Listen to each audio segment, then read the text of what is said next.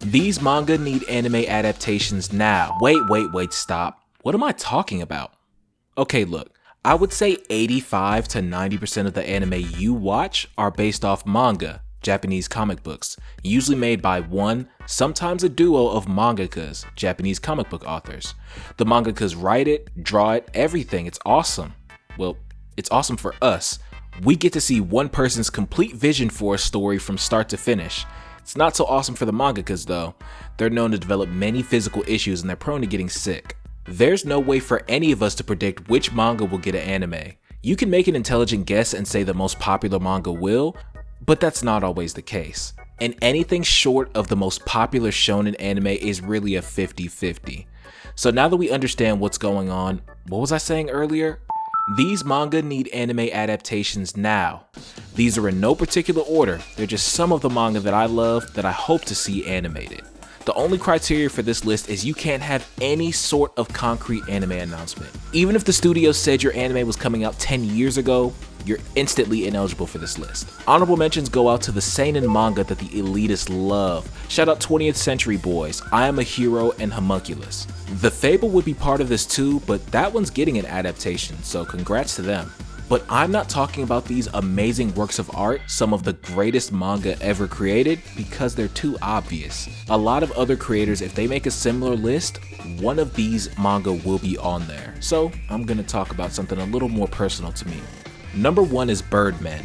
Like I just said, this list is not in any sort of order, but honestly, this is one of the adaptations I'm hoping to see the most. Even most manga fans aren't put onto this one, but Birdmen is truly special. Try to picture this, if you will, a mixture between Tokyo Ghoul and Jujutsu Kaisen. Yeah, now you're getting it. You know, there was this old anime I used to watch on Adult Swim called Keikaishi.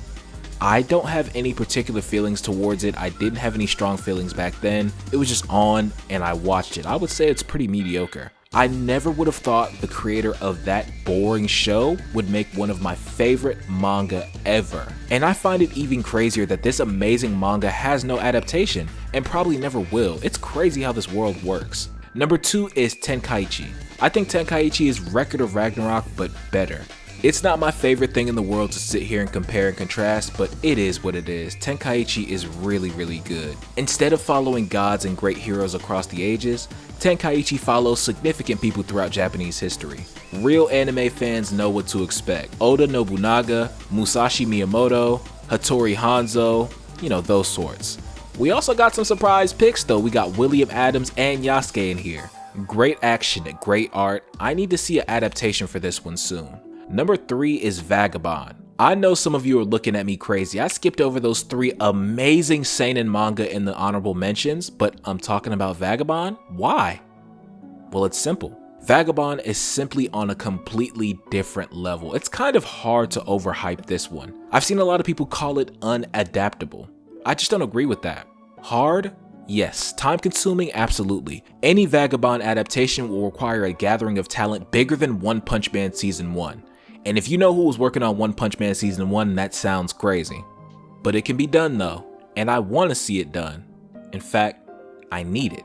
Number 4 is Liar Game. You know, not too long ago, I watched this anime called Tomodachi Game, and I really loved it. Then I read the manga, and I loved it more. After that though, I looked for something else that could scratch that itch. Well, thankfully, I didn't have to look too long because I discovered Liar Game. Anime is severely lacking in the psychological genre. There's almost no suspenseful anime, nothing that makes you question if the main characters will survive, let alone win. Even though at this point it's pretty old, I think Liar Game will go a long way in bringing up this kind of genre. We've gotten some live action ones, now we need an anime adaptation. Number 5 is, well, I know it is Aspergirl, but I think the official title is That's My Atypical Girl, so we'll call it that. I hesitate to call this one a romance. That's what the plot revolves around, but I would say romance is one of its subgenres. In reality, it's a drama. Atypical Girl follows Asper Kanojo, follows Taku Yokoi, a depressive, largely antisocial man who makes a living drawing doujinshi, which are self-published manga. One of the fans of his doujinshi, Megumi Saito, comes to his house one day and ends up staying with him. Thanks, I guess. Anyways, I need to see an adaptation of this one. It's simply a fabulous manga. Number 6 is Deep 3. For how popular basketball is in Japan, I'm surprised by how few serious basketball anime we have. There's Slam Dunk, of course, but, and I know some of you are gonna get mad at this, but it's true. Slam Dunk is so old and the anime is so retro that it might as well not even exist to the general audience. If you're out there listening and you've never seen Slam Dunk and this animation isn't putting you off, I highly recommend watching it. But for most people that just isn't possible. Kuroko no Basketball is great, that goes without saying, but the powers and the zone, all those aspects are a bit much. Too many superpowers. Ahiru no Sora exists. The team loses every single game. Go watch my other video if you want my thoughts on that. Everything else either doesn't focus solely on basketball or it's too obscure. I think Deep 3 would bring a certain energy, a certain modernity to the basketball anime space that just isn't there. We have Oblivion Battery for baseball and Ao Aishi and Blue Lock for soccer, but we need a modern, realistic basketball anime now. Number 7 is Kindergarten Wars. I don't think I've talked about this too much on this channel, but Sakamoto Days is my favorite ongoing manga hands down, and it's one of the anime I'm looking forward to the most. Kindergarten Wars is very similar to Sakamoto Days, but I think it's better in a few aspects. I think the story of Kindergarten Wars is better and does a much better job of creating intrigue and developing the relationships between characters. The story follows the safest kindergarten in the world, where the children of the most powerful people in the world are grouped together and protected by teachers who are convicts trying to get their sentences reduced. Let's hope we get an adaptation soon. Number 8 is Berserk. Dang it, I only had one rule and I broke it, but I feel really strongly about this. You know, for a long time, I only knew Berserk by its reputation, and I'm embarrassed that I personally probably scared a few people off from reading it or watching it. I just knew it was edgy and gory and there was essay in it, but that was it for a long time. And then I actually read it, and that's when I truly understood why they called Kentaro Miura the GOAT. May he rest in peace. There's been quite a few Berserk adaptations, but none of them have done the manga and Kentaro Miura's fantastic art and storytelling justice.